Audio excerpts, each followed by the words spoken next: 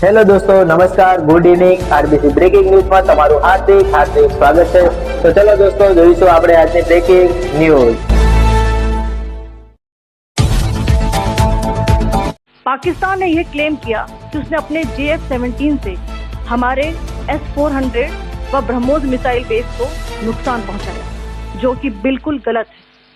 दूसरा, उसका ये भी मिस इन्फॉर्मेशन कैंपेन था कि हमारी एयरफील्ड जो कि सिरसा, जम्मू, पठानकोट, बठिंडा, नलिया और भुज में है, ये उसका मिस इन्फॉर्मेशन भी बहुत गलत है। तीसरा, पाकिस्तान के मिस इन्फॉर्मेशन कैंपेन के मुताबिक हमारे एम्यूनिशन डंप जो चंडीगढ़ और बियास में है उसका डैमेज हुआ, यह भी बिल्कुल गलत है। हमने आपको मॉर्निंग ब्रीफिंग में बताया था विद फैक्ट्स एंड फिगर के साथ कि ये सारी चीजें बिल्कुल सही सलामत है। पाकिस्तान की एयरफील्ड करदू, जकोबाबाद, सरगोदा और बुलारी को बहुत नुकसान पहुंचा। इसके अलावा पाकिस्तान के air defence system, radar system, उनको भी एयर स्पेस में अनटेनेबल किया।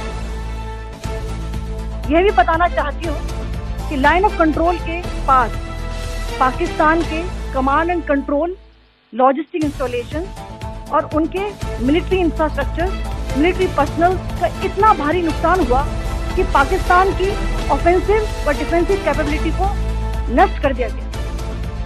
अंत में मैं फिर से ये बात दोहराना चाहूंगी, इंडियन आर्म फोर्सेस पूरी तरह से तैयार है, सतर्क है और भारत की संप्रभुता और अखंडता की रक्षा के लिए पूरी तरह से कमिटेड है। पाकिस्तान की तरफ से लगातार पुंछ शहर को निशाना बनाया जा रहा है। बीती रात से भी लगातार पुंछ शहर को सबसे ज्यादा गोलाबारी पाकिस्तान के द्वारा की गई है, जिसके निशान आपको साफ दिखाई दे रहे हैं। पाकिस्तान द्वारा दागे गए गोलों के निशान आपको हर जगह दिखाई दे रहे हैं। ये पुंछ शहर का परेड बाजार है और बीती रात यहाँ भी गोलाबारी की गई है और कई दुकानों का नुकसान हुआ है। आप तस्वीरों में साफ देख भी सकते हो कि जब पाकिस्तान द्वारा दागे गए गोलों के निशान जगह जगह पर आपको दिखाई देंगे। ये बीती रात जो गोलाबारी हुई है उसमें पुंछ शहर के कई दुकानों का नुकसान हुआ, कई घरों का नुकसान हुआ है और इसमें तकरीबन 2 से 3 लोग भी जख्मी हुए हैं। और इसके साथ ही बीती रात जो पाकिस्तान की तरफ से ड्रोन अटैक किया गया है, वो ड्रोन सुरनकोट के इलाके में किया गया, जिसमें एक छोटी बच्ची घायल हो गई है।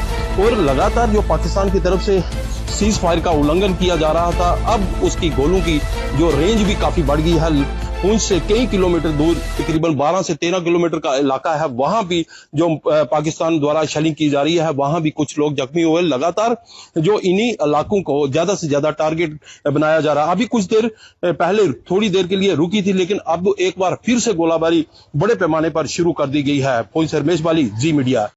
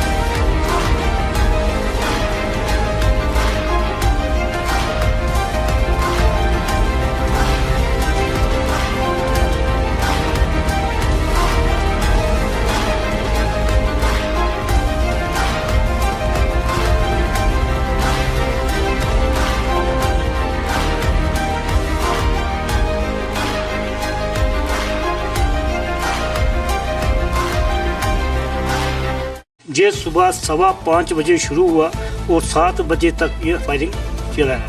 तो हम तो जब आवाज़ आई हमने तो पता है कि हमने नौकरी की हुई है, हमें पता है कि ये कहाँ जा रहा है, क्या हो रहा है। मैंने सब अपने बच्चों को उठा कर अंदर एक साइड में कर दिया, खुद बाहर ही खड़ा था। जब मेरे घर में फटा तब भी मैं बात था, दरवाजे के अंदर था, लेकिन मैं देख रहा था। जब जमीन के अंदर घुसा तो फिर मैं यहाँ से भागा। मैंने बोला अभी ये फटेगा, तो फिर नुकसान तो हो ही गया अभी।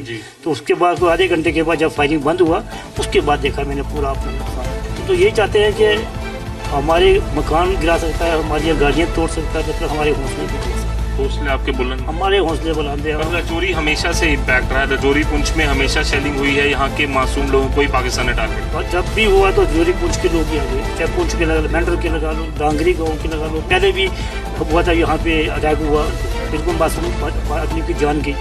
तो ये हिंदू बैलेट देख कर ये काम हो रहा है।